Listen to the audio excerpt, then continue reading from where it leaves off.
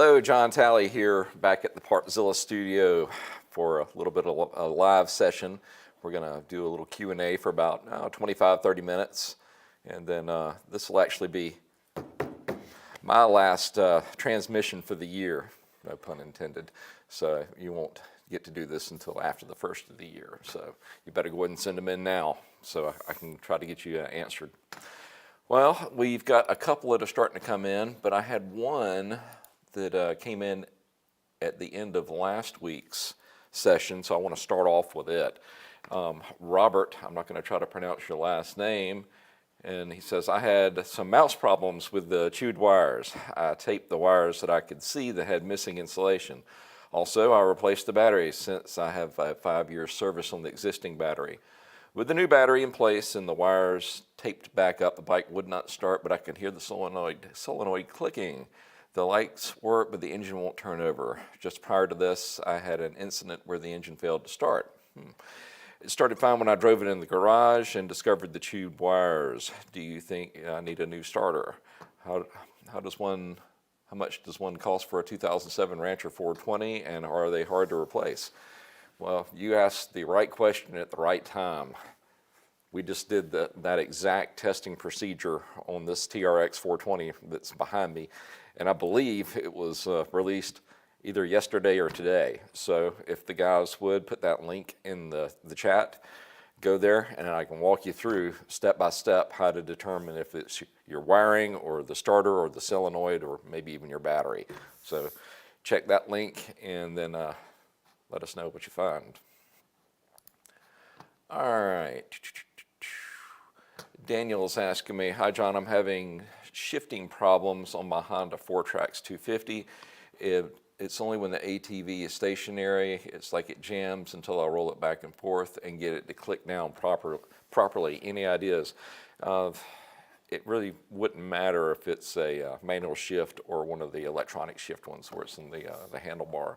But typically when you're in a higher gear and as you're coming to a stop, you really need to go ahead and start the downshift process, because when the machine, if you're in fourth gear and you come to a complete stop, I mean, it's sitting there and it's trying to move that drum and those forks either with your foot or that little shift motor itself, and that puts a lot of stress on it.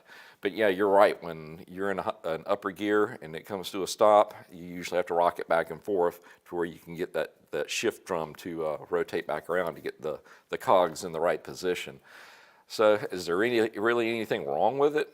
No, I just think you're not quite using it the right way.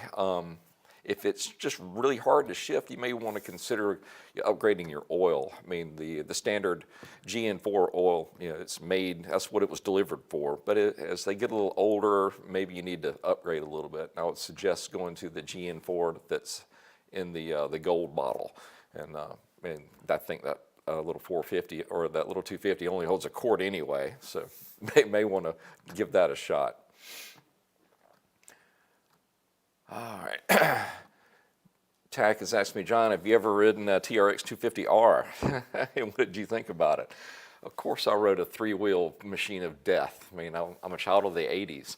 That was by far my favorite machine. I never owned one, but we had one get traded in at the shop, and at that point in time, the owner of the Honda shop, he would load up 4 or 5 machines, take them out to the sand dunes, which, believe it or not, we had local here, and we would just give it a fit, and everybody would pretty much fight over getting on that 250R. I love them, and I survived, so they are rideable.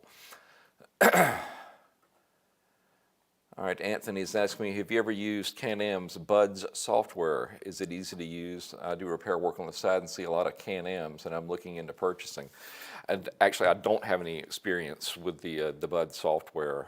I would imagine it's just like any proprietary software that the other manufacturers use. I know, well, I don't want to call out names, but I know some, they're really stringent about, only dealers can use this particular software. I mean, they actually have it set up with a couple of different manufacturers where you have to have a live contact and a license and be logged in to then, logged into the the mothership, if you want to call it that, before you can actually connect to whatever machine you're trying to diagnose. So you may want to do a little bit of research before you shell out any money on software that you might not be able to use. All right, Timmy is asking me, hi John, my 2003 Yamaha Warrior 350 smokes heavily when cold, started but stops when it's warmed up. Am I looking at a valve seals or oil rings? God, I can't talk this afternoon.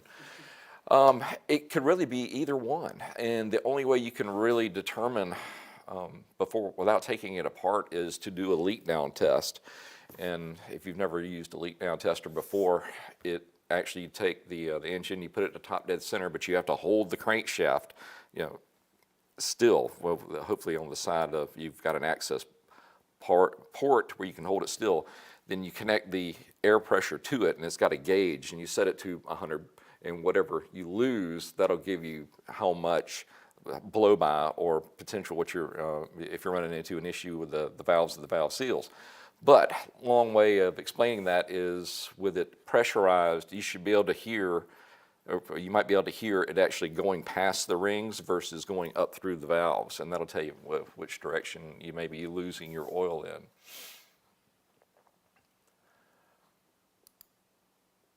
All right, Brian is asking me, and they're scrolling through fast today, how long should a fuel pressure leak down take on my Ranger?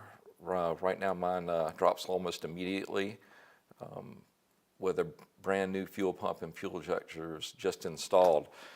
As far as when you shut off the machine, how long is it going to hold pressure? It should for a pretty good while. I would think at least a minute or two before it would leak down. That makes me wonder if you may have a bad injector, if it's letting it seep past it. It should hold it longer than that, though. If it's falling off immediately, I'd say you've got a problem somewhere. I mean, it is possible that you could have a bad injector out of the box. I mean, I've seen it happen before. I'm not even going to say this person's name. Does Partzilla sell BMW motorcycle parts for, say, a 1980 BMW K100? If we do, I'll give you all the parts that you will ever need for that machine. How's that? It's my son being a smart tail. He's looking at doing a project on a BMW K100, turning it into a cafe racer. When you start making your own money, buddy, you got one semester left. You must be bored. All right, that coal miner is asking me, on the utility quads with a foot shift, is there a clutch? Meaning, do you have to pull the clutch lever in? Only ridden racing quads, but I just got my first four-wheeler. It uses a clutch, but the way it operates, the linkage actually activates the clutch plates inside the engine as it's actually shifting the gear on the shift drum. So yes, it does have a clutch, and in some cases it actually has two. You've got one for the transmission, and then you got one for the output shaft. Now, the one for the transmission is the regular wet plate setup, but it also has a centrifugal clutch where the machine can be in gear and just sitting there idling and it won't move. But then you hit the accelerator, the centrifugal clutch starts to expand out and then engages on the outer part of the clutch, and hence you go forward, hopefully. All right, Daniel's also asking me, also my brother's ATV battery wouldn't keep charge, so I replaced it with a new one, and it held a charge for a couple of uses, and then when I hold the charge, is the battery gone already? Seriously doubt it. What you're probably running into is something with the charging system, and we've got multiple videos that walk through determining if it's the stator and the rotor or if it's going to be your regulator rectifier. And I'm going to tell you 9 times out of 10 it's going to be the regulator rectifier. And if the guys would just put a link in the chat here directing you to one of those videos, and I can walk you through how to test it. All right, Nate is asking me, I inherited an 80 Yamaha XS650 with the promise I would restore it and keep it in the family. It runs badly. After I rebuilt the carb, what order of steps would you take to finish your restoration? With anything that old, like me, parts start to get brittle, rubber starts to break down, plastic cracks easily. So you're going to need to go through and pretty much reseal the engine. If it has an output shaft seal, the shift shaft seal, any of the rubber components up top. You want to go through your ignition system and the wiring and inspect it and replace as necessary, because just time is, it can be rough on the machines, and it's actually worse when they sit up for a long period of time. When you do get it running again, you're going to want to go through a couple of oil changes, because I'm betting when it was last used, they wrote it and then just let it sit there, and the oil was not fresh when it set up. And oil, as it breaks down, it also gets all that, your blow-by from the piston rings, and that contaminates the oil, and that can be really toxic or acidic down in your crankcase. So we want to get that churned up and then spit back out. So go through a couple of oil changes before you really start riding it and putting a bunch of miles on it. When I say a couple of quick oil changes, change it, run it about 4 or 5, maybe 10 miles, dump it, change it, ride it a little bit more, and then do it one more time. And that should effectively clean it out.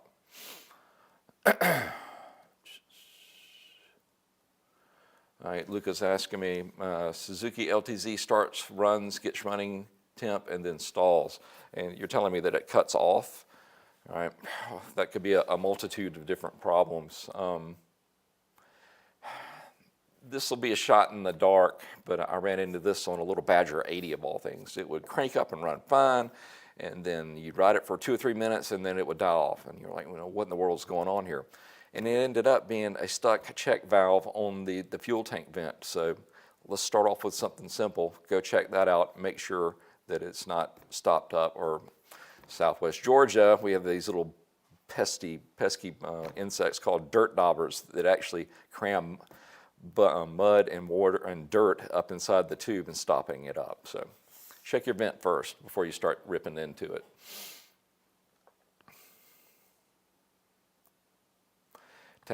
TAC is asking me, when did you start riding ATVs?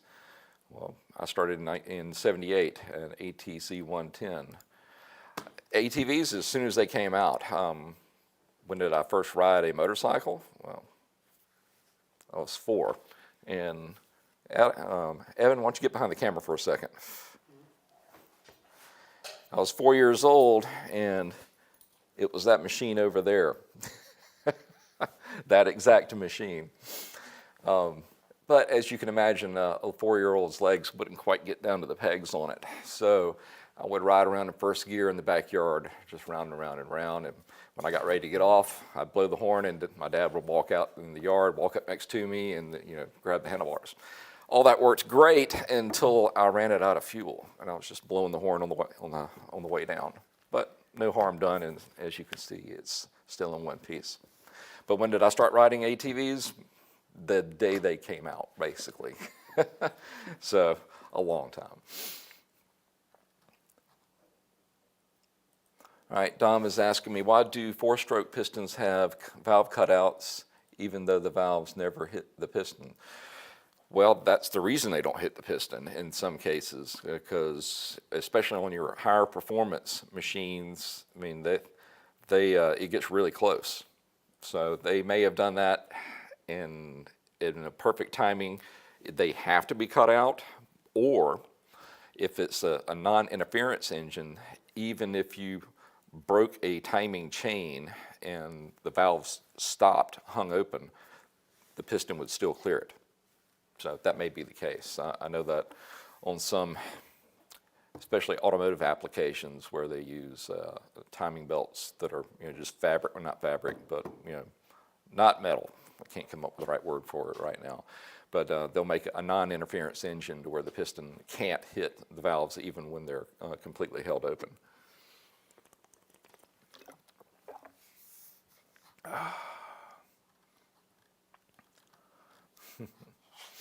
All right, what else do we have here, guys? Jason, what do you send to me? Okay, looks like you're requesting, and somebody sending you an email. Okay. That coal miner is asking me, my '04 YFZ 450 needs a rebuild finally. Decided to do it this winter and having it ready to go for the racing season. Have you dealt with the Cylinder Works big bore kit before? Trying to bore to 478 with a stage 3 cam. I've not worked with that particular kit, but the assembly is going to be the same, whether it would be the factory OEM stuff or or like what you're doing, going to a big port kit. I mean, the timing's still going to work the same, et cetera, et cetera. And we actually did a build, a top end rebuild on I think it was an '09 450R. So if you would check out that video, and you watch me do it turn by turn. Could be vodka in here. I prefer Crown though, but you know, I guess I could tell you it was Diet Coke or something. Carson has asked me, I got a bit of a long question. Do you think you could answer it? Shoot, send it to me. If I can't answer it on the fly, I'll do research and then start off with it, you know, the next time we do a live Q&A. So go ahead and send it to me. Adam is asking, where are my parts? I don't know which ones we're talking about, guys, but I think my cohorts down in Florida will get in touch with you, Adam, and they'll get you an answer on that. So, guys, if you would touch base with Adam A. Tell them to message us on Facebook. Yeah, message the team on Facebook, Adam, and one of the guys will track down where your order is. Because 3 weeks, yeah, I'd want to know too, but we'll find out. Definitely vodka, probably. All right, Nate is asking me, I have no shop tools meant for working on much outside of a basic oil change spark plugs and a standard wrench size stuff. What would you say is the must-have tools for mechanical work? A couple of different ones. I mean, you're going to want your standard socket set, so to speak. And I usually use just standard sockets, but then I spend a little extra money on a nice ratchet. But beyond that, you'll want to at least have a test light and a multimeter. Multimeters, you can have ones that'll do the job without spending a fortune on them. And as always, I'm a big proponent of using a torque wrench, because most of these nuts and bolts, they really need to be tightened down to a certain point. Otherwise, one, you may strip it, or worse than that, it may come apart on you. So on the electrical side, spark a test light, multimeter, decent ratchet, and then a good torque wrench. And then you should be good to go for a while.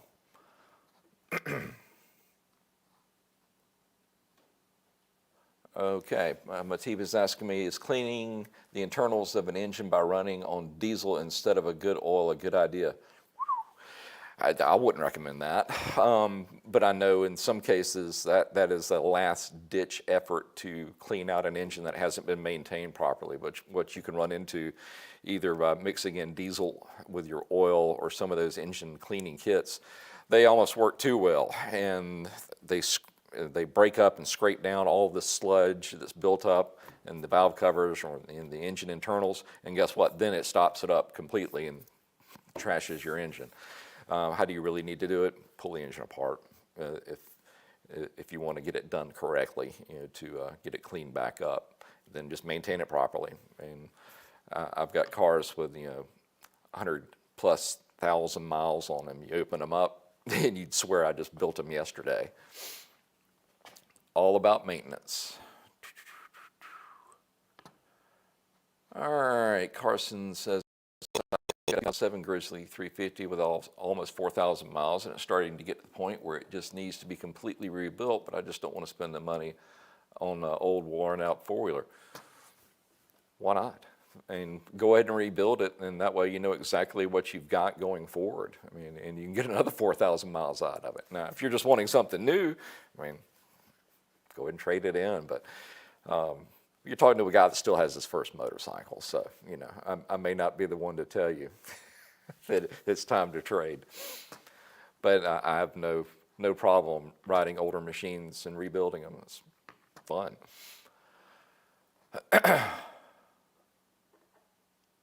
All right, Honest Chip has asked me, hello, what do you think of MCCTs? People seem to think they are a must on the DRZ 400s.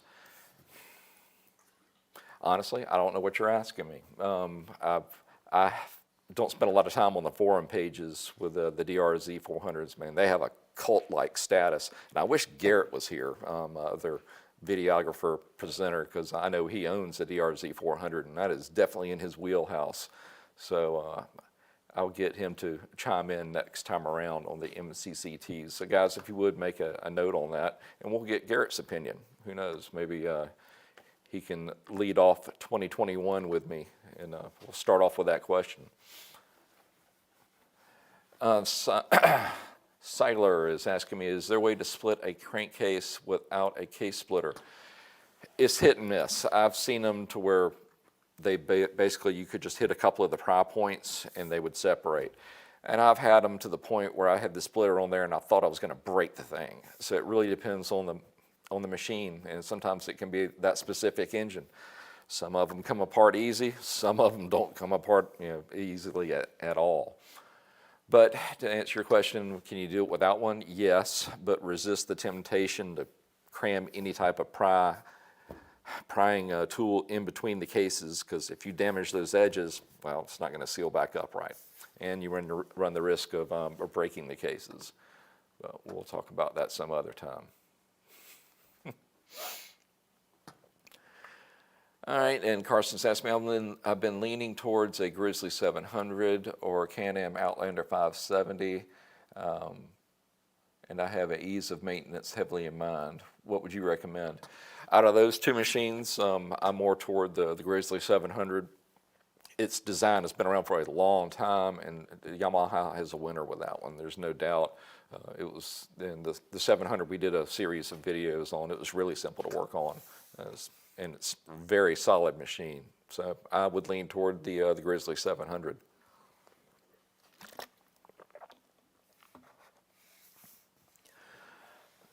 Joe is asking me, I have a 2007 Text 1000, my FI light turned on. Now my question is, does the light being on put the bike in limp mode aside from whatever triggered the light?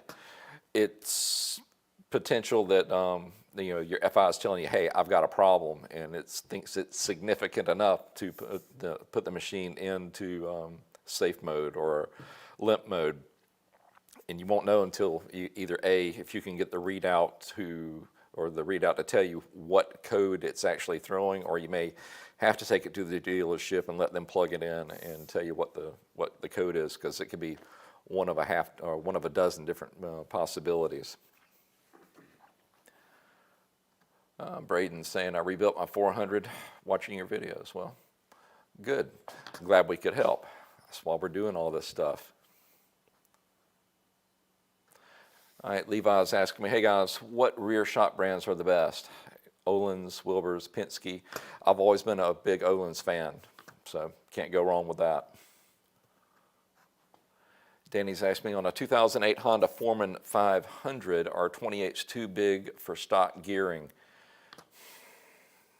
That's getting borderline there, but as long as you're not taxing it too hard and too high of a gear, I think you'll be all right. Otherwise, that big engine, the big bearing, it gets stressed, and then sometimes it'll wear out prematurely because of having the extra rotation and the gearing changes that are associated with the 28s. So my advice would be just be a little bit careful in your higher gears, and make sure you're downshifting to where it's at the uppermost part of its torque range and not the lowest.